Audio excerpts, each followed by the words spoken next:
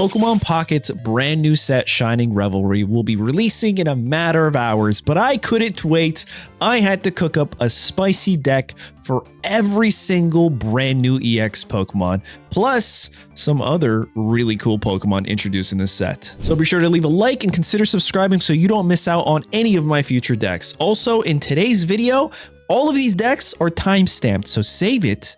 When the game drops with the update, you can come back and check out these deck lists. So the first deck is Giratina. There's going to be two variations of Giratina that we're going to go over just because I really like this Pokemon, and I think it's going to do tremendous things. The first one is Giratina, Drud, and Wigglytuff, three Pokemon that have abilities. Now, real quick, the energy that you run on this is purely water. You only run water energy because of the double Iridas. The sustain on this deck is going to be crazy. The idea is you lead with Drud and you just use Giratina's ability to get that free psychic energy from your energy zone and ramp. You need to at least do that 3 turns where you're not going to be able to do much except for maybe giving your Drud an energy, your Wigglytuff an energy, and maybe even your Giratina an energy if it needs to. By the time Giratina can get online and activate, you can retreat your Drud with either the energies that it was attaching itself or even a leaf, bring in the Giratina and deal damage. Now, Giratina takes damage when it uses the Chaos Impact attack. It takes 20, I believe, which is why we have Wigglytuff and the Comforting Song that can heal that 20. On top of Irida, okay? You see where we're going with this? On top of Giant Cape. The Giant Cape can also go on Drud, which can be healed by Wigglytuff's ability, which means more rough skin proccing. There's so many layers to this. Oh, and if your opponent finally brings out that one Pokemon they were ramping the entire time, that's where we have our Team Rocket Grunt, the anti-Misty card where your boy, here, me, Zen, called right. I created a card of this version, called it May, word for word exactly the same. Oh man, maybe that's why the channel's name is Atumi, aka Zatu, aka Future Sight. But anyway, that's the first variation of Giratina. Let me know what you guys think in the comments. Here's number 2. You can call this Distorted Dark Zone because it's absolutely chaotic. So the same idea here. You have Giratina, you have Darkrai. Both of them should be on your bench. Or honestly, you can have the Darkrai up in front. It really doesn't matter. You also have a Magneton here that ramps. And the idea, again, of this deck is all 3 Pokemon get to ramp. You're getting 3 energy a turn. You get your Darkness energy, which is the only energy this deck runs. Give it to your Darkrai, proc the ability, deal 20 to the opponent's active Pokemon. Magneton ramps, lightning to itself. And then Giratina ramps itself. That's 3 energy on the on the board by turn 2. Because you'll need Magneton. Turn 3, same thing. You have 6 energy on the board now. See what I'm saying? Like, this is super ramp. This is like if ramp was a superhero or something, this would be the deck. Now, other cards we have Giant Cape. We also have Iono, which I think is going to be a phenomenal staple in any stage 2 seeking deck. This just cycles everything, gets the cards you need. It's going to help you out tremendously. We have Sabrina and Cyrus to disrupt and also bring things in so that way your Giratina, your Darkrai, or even your Magnezone can just start dishing out damage. Or back to my idea earlier, Darkrai by turn 3, let's say, or turn 2 if you're going second, it has 2 energy on it. Well, you can Dawn from your Giratina from the turn prior, or from your Magneton from that turn to just start dishing out 80 damage. This thing is going to be pretty scary. And that is the first deck that I wanted to talk about. The rest, I think we could go in order. Next is Beedrill EX. Now you're going to look at this deck list and be like, what the heck is happening? There's only a Beedrill line. And I call this Team Rocket's Beedrill. Team Rocket's Stinger. I don't know. Come up with a cool name with Team Rocket because it is all about aggressive chaos. You don't need any Pokeballs because this game guarantees that you're going to start with a single Weedle. You play your Weedle. Weedle's a move is multiply, guaranteed to find the secondary Weedle in the deck. Next turn, if you don't have any of your Pokemon cards, guess what? Iono, which you have 2 copies of, gets rid of all the supporter cards that are in your hand, because I'm guessing that's all you have unless you have Capes, sends them back to your deck to then hopefully find your Kakuna and Beedrill. You can do that again to find your Beedrill by turn 2, turn 3. You have your Beedrill EX online with a Giant Cape at 190. You have 2 Ericas, and then you could start using your Crushing Spear. If they're ramping something on the bench, you Sabrina and you bring them out and reduce their energy. They can no longer ramp. Oftentimes, this deck is going to result in your opponents conceding. This is my future sight. This is what I see this deck doing. A lot of you guys, when I was talking about this earlier, were like, "No, this is a whole lot of copium in this deck." I really think with Iono, this is going to work tremendously. I don't think a lot of Pokemon 2 stages can do this, except for Weedle, because of that fact. It literally takes the other Weedle out of the deck, and then you could just start ramping. Like, not ramping, start finding your cards. I think it's phenomenal. Almost as phenomenal as my love for Snorlax Berry, and yes, I'm throwing it in to a Charizard deck. Now, everyone that keeps saying you need Moltres with this Charizard EX, respectfully, you're wrong. Like, this is literally the only card. Okay, real quick, let me explain. That sounded maybe a little too much. Stoke is a guaranteed 3 heads on Moltres that you would otherwise give those fire energies to your Charizard. Okay, the idea of this deck is your Charmander line only has 1 energy. Ever, you don't need to ramp 5. You just don't. And then you have your Snorlax get it up to 2, and then you start using your berries 100, maybe get that guy up to 4. He gets all the energy. Doesn't really matter, right? By the time it goes down, your opponent, there's nothing in the game unless they have a Greninja and a Gyarados. And at that point, if you don't win, that's on you. Sorry. There's nothing in the game that's going to take down your Charizard. Not even a Mew, right? So what you do is you bring in your Charizard, you give it a cape, and you stoke. Now you're up to 4 energy. Even if they Mew, it doesn't matter what they do. Maybe a licky, right? There's so many maybes and what ifs that can take down this Charizard. You're guaranteed the following turn, even if they hit you, pop off a 150 and oftentimes win the game. A 170 with red. Heck, if they did a little bit of damage, you could just Pokemon Center Lady. I'm gonna call it Nurse Joy. I can't call it that. Where you could just Nurse Joy and heal. Right? This is my preferred deck list. I'm sure there are going to be other Charizard deck lists. They don't need Moltres. Don't get creative. Don't play Charizard Moltres. You don't need to. You really don't. Next up is my aggressive Pikachu deck list. This thing is only meant to just dish out massive damage and win by like turn 4, turn 5, the latest. Let me explain to you the lineup. Pachirisu first, you're going second, you get the energy, you ramp your Pikachu EX. Turn 2, you retreat with X speed, go into your Pikachu, give your Pikachu EX an energy from the energy zone, and then Dawn onto your Pikachu EX. There's 150 on the board, okay? Kind of crazy.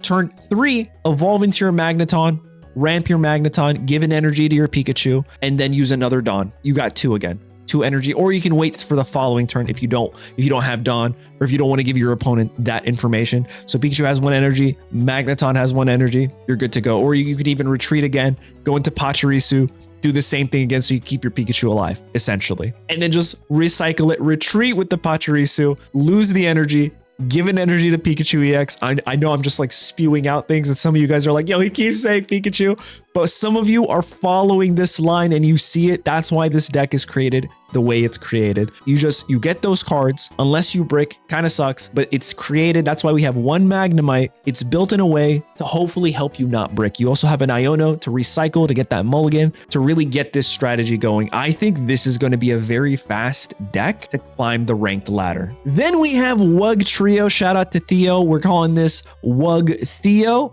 and it works, guys. The idea is Manaphy, Origin Form Palkia, and your Wiglet, you ramp with your Manaphy. Turn 2, you evolve into your Wugtrio, retreat with X speed, Dawn onto your Wugtrio, 150 damage on the board. You might just win. You might just win turn 2 if you're going second. This thing's gonna ruin a lot of friendships, potentially. Get a lot of people conceding, maybe even rage quitting. And I'm here for it. I love Wugtrio. I think it's a phenomenal card, but there you go. We have Wugtrio EX, super simple, Irida, Misty, you know what they do. Even without the Misty, this thing works, okay? I think this is going to be a very strong card. Now let's move on to the big Luca himself. Now there's a lot of cards in this deck, a lot of 1s. A lot of people are like, this doesn't make sense. You can't run that many 1s. With the introduction of Iono, you can. You can run this kind of deck list and do really well. In fact, this is literally a winning deck list for multiple tournaments without the Lucario EX, Red, and Iono. Instead, they had a baby Luca and they had a couple other cards, maybe another communication and something else, maybe like another Sabrina, right? Or a Giovanni, that's probably what they had. So instead of those cards, we're replacing them with better cards to do some insane things. I think the Lucario EX with the baby Luca dealing 120 damage to something and then something 30 damage on the bench, and then using Cyrus to bring that 30, knocking that out, and then dealing the rest of the 30 to something like an EX that was a 140 that you just hit previously for 120 onto the bench, you just win. You literally win using that Cyrus method right there. So I think Lucario EX is going to be the slept on deck that's actually going to just surpass everything. I really think so. I hope so. I really want Lucario to be that guy, you know? I really do. Next, let's talk about Clodsire. Paldean Clodsire, I was right. Paldean Wooper does poison. And we got Grafia that also poisons. There's only 2 lines in this, because on curve, you can just start dishing out 120. If you're going into an Arceus deck, sucks. That's why the Sabrina's there, to pivot them out and knock out their other Pokemon, right? Maybe it's another Arceus on bench that isn't ramped up. That's why you have double Sabrinas. That is your counter to Arceus. Get rid of their other bench Pokemon with your Paldean Clodsire and Grafia. But we also have Iono Red to get that 120 to 140 on literally everything else. Actually, it becomes a 150 because of the poison tick damage. We have Cyrus to bring in something, and also Rocky Helmet, because if we give the Rocky Helmet to Paldean Clodsire, they take 20 damage. We poison them. That's 30 damage. So 30 on top of that, we give them the 120 damage from being poisoned. And now that's 150. Throw in a red. That's 170. There's so much damage. I opted for the Rocky Helmet instead of the Giant Cape because it really made sense with this deck and the HP breakpoints of allowing your Clodsire to just knock out enemies if they don't have heals or if they don't have Giant Capes themselves. Then we got Thumping Time with a Skarmory and Tinkaton EX. Essentially, you give your Skarmory 1 energy and you ramp your Tinkaton EX. You also have 2 tools, your capes, your Rocky Helmets, your 1 Iono to help you find your stage 1 and stage 2, your Sabrina Cyrus, but also a Team Rocket Grunt. Because if they knock out both your Skarmories and they bring out their, I don't know, Arceus or Palkia with 5 energies, Team Rocket is literally your hero. It is the only card that can save you at that point, or else it's GG's, lad. So I think it's really funny that they included this card, and I love it. I love it. A lot of people are not gonna like it, but hey, I think it's healthy for the game. Yeah, I might end up regretting those words. All right, and then the last EX Pokemon, if I'm not mistaken, but not the last deck in today's video, is going to be the Immortal Beaver. It took me a minute. This thing was C tier, and I did my best to at least make it a B tier for Beaver. Manaphy ramps both your Wigglytuff and your Bibarel. You do it 2 times. The 3rd turn, you could go into your Bibarel and Dawn and start dishing out 100.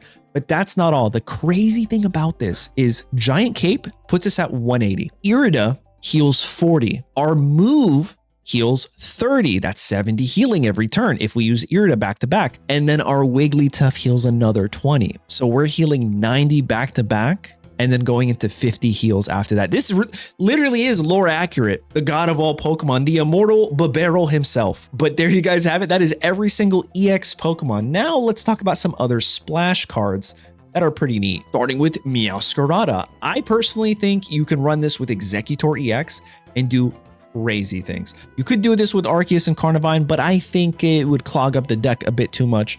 So you have your Execute, your Exeggutor EX, that's your front line, right? And then you have your Iono to find your cards to evolve into your Meowscarada. You get your Meowscarada, you give it 2 energy, it's ready to go online. Rocky Helmet on your Exeggutor. Now, anything at as high as 150 HP, that's an EX Pokemon.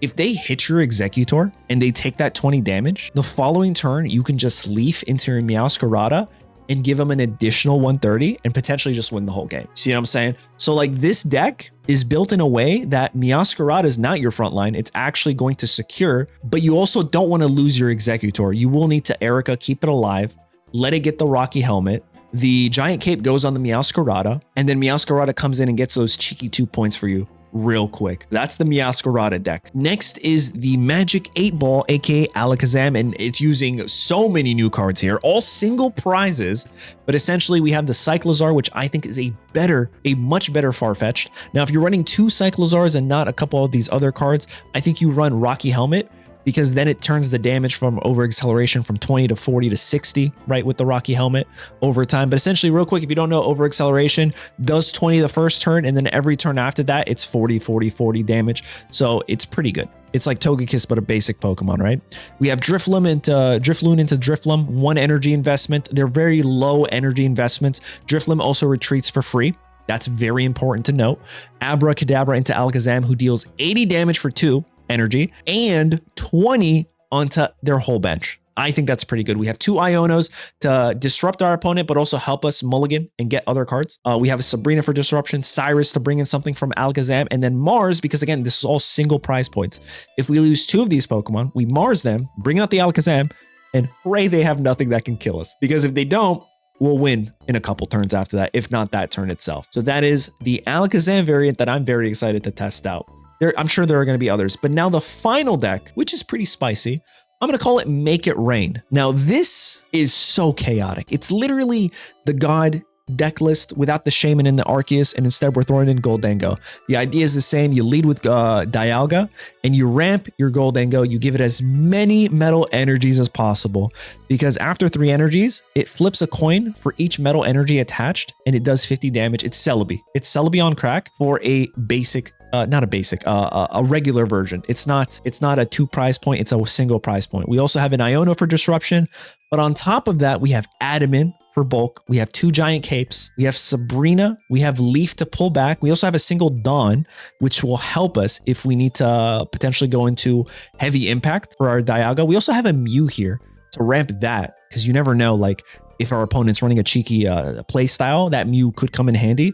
But then we also have the Team Rocket Grunt. Why not just full Gamba? You're flipping 20 coins. They're flipping 20 coins. Well, I guess you're still flipping 20 coins. I think it's amazing. And then we have the Gimme Ghoul, which is the basic stage. You don't want to lead with that. You want to lead with your Dialga EX. But there you guys have it. That is every single deck list that I wanted to create before even seeing the set in the app going live. There's so many more Pokemon. There's Palmont. There's Revelry. There's so many Pokemon that I just couldn't get to. But there you guys have it. I'm leaving you with what, like 13, 14 decks, every single EX Pokemon. So don't forget to like the video. Consider subscribing so you don't miss out on future updated deck lists. And I can't wait to see you guys in future videos. Later.